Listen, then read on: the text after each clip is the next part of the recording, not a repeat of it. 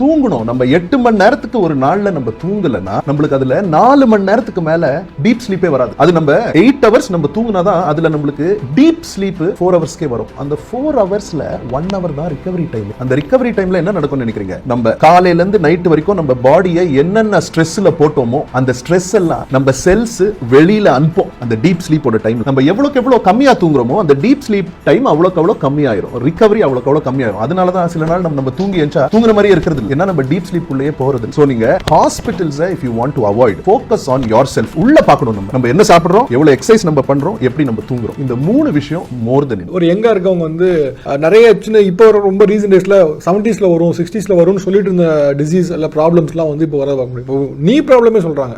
Early 20ஸ்ல இருக்கவங்களே எனக்கு நீ problem இருக்குது அப்படிங்கிறாங்க. Heart related problems, cardiac problems இருக்காங்க. ஏன் இவ்வளவு ரொம்ப சோ ஏர்லி?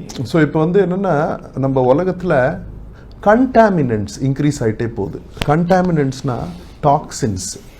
இப்போது ஃபார் எக்ஸாம்பிள் எடுத்திங்கன்னா நம்ம ரைஸ்லேயே ஆர்சனிக்னு ஒரு டாக்ஸின் இருக்குது. அது நம்ம நிறைய பேருக்கு தெரியாது. அந்த மாதிரி எந்தெந்த ஃபுட்டில் என்னென்ன இருக்கோ அது நம்மளுக்கு we don't know. ஸோ நம்ம எவ்வளோக்கு எவ்வளோ நம்ம பாடியை ஒரு மாதிரி இன்ஃப்ளமேஷனில் வச்சுருக்கோமோ, தப்பான ஃபுட்டு சாப்பிட்டு ஆக்டிவிட்டீஸ் சரியாக பண்ணாமல் அவ்வளோக்கு அவ்வளோ நம்ம பாடி வந்து டிசீஸ் ஸ்டேட்டஸுக்கு போகும்.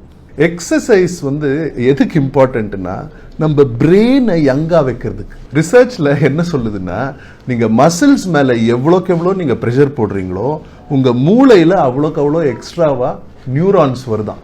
ஸோ ரெண்டாவது எக்ஸசைஸ்.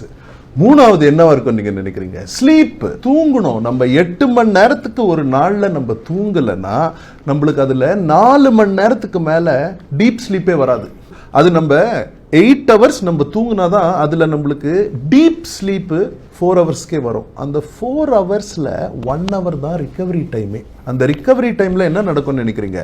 நம்ம காலையில இருந்து நைட் வரைக்கும் நம்ம பாடியை என்னென்ன ஸ்ட்ரெஸ்ல போட்டோமோ அந்த ஸ்ட்ரெஸ் எல்லாம் நம்ம செல்ஸ் வெளியில அனுப்போம். அந்த டீப் ஸ்லீப்போட டைம்ல நம்ம எவ்வளவுக்கு எவ்வளவு கம்மியா தூங்குறோமோ அந்த டீப் ஸ்லீப் டைம் அவ்வளோக்கு அவ்வளோ கம்மியாயிரும். ரிகவரி அவ்வளோக்கு அவ்வளோ கம்மியாயிரும். அதனால தான் சில நாள் நம்ம தூங்கி எஞ்சா தூங்குற மாதிரியே இருக்கிறது இல்லை.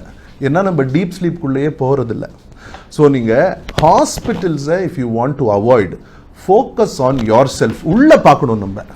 நம்ம என்ன சாப்பிட்றோம், எவ்வளோ எக்ஸசைஸ் நம்ம பண்ணுறோம், எப்படி நம்ம தூங்குறோம். இந்த மூணு விஷயம் மோர் தென் இனஃப்.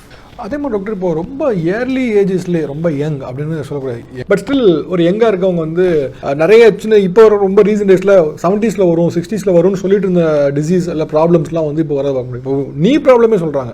ஏர்லி 20ஸ்ல இருக்கவங்களே எனக்கு நீ ப்ராப்ளம் இருக்குது அப்படிங்கிறாங்க. Heart related problems, cardiac problems இருக்காங்க. ஏன் இவ்வளவு ரொம்ப சோ ஏர்லி? ஸோ இப்போ வந்து என்னன்னா நம்ம உலகத்துல கண்டாமினன்ட்ஸ் இன்க்ரீஸ் ஆகிட்டே போகுது. கண்டாமினன்ட்ஸ்னா டாக்ஸின்ஸ்.